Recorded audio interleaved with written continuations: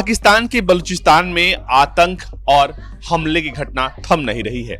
बलूचिस्तान शांत होता दिखाई नहीं दे रहा है। यहाँ पर लगातार आए दिन हमले और हत्याओं की घटनाएं सुनाई देती हैं।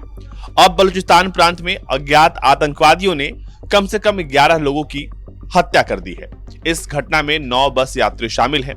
पाकिस्तानी पुलिस के मुताबिक पहली घटना में कुछ हथियारबंद हमलावरों ने शुक्रवार को नौशकी जिले के एक राजमार्ग पर पहले बस को रुकवाया और फिर बंदूक का धौंस दिखाकर 9 पुरुषों का अपहरण कर लिया।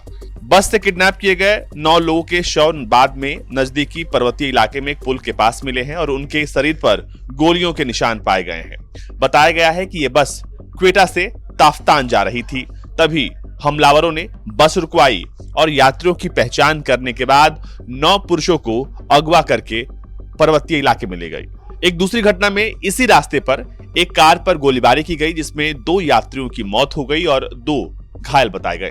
पूरी घटना के बाद बलूचिस्तान के मुख्यमंत्री मीर सरफराज बुख्ती ने कहा है कि नौशकी राजमार्ग पर 11 लोगों की हत्या में शामिल आतंकवादियों को बख्शा नहीं जाएगा। मुख्यमंत्री ने कहा है कि जल्द ही इन आतंकवादियों की गिरफ्तारी की जाएगी और उन्हें कड़ी से कड़ी सजा दी जाएगी। इन आतंकवादियों का उद्देश्य बलूचिस्तान की शांति को भंग करना है और अब इस मामले को लेकर राजनीति गर्मा रही है। गृह मंत्री मोहसिन नकवी ने इस घटना की निंदा करते हुए कहा है कि सरकार इस मुश्किल वक्त में मृतकों के परिवारों के साथ है।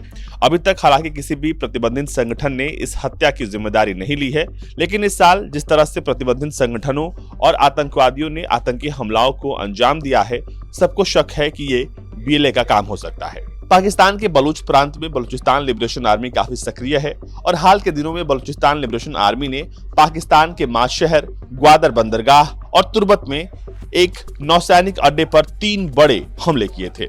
इन हमलों के दौरान 17 लोगों के मारे जाने की बात सामने आई थी। प्रांत के डिप्टी कमिश्नर हबीबुल्लाह मुसाखेल ने डॉन न्यूज को बताया था कि करीब 10 से 12 आतंकी नौशकी राजमार्ग पर एक बस को रुकवाकर उन्होंने बंदूक के दम पर 9 लोगों को अगवा किया और फिर बाद में उनकी हत्या कर दी।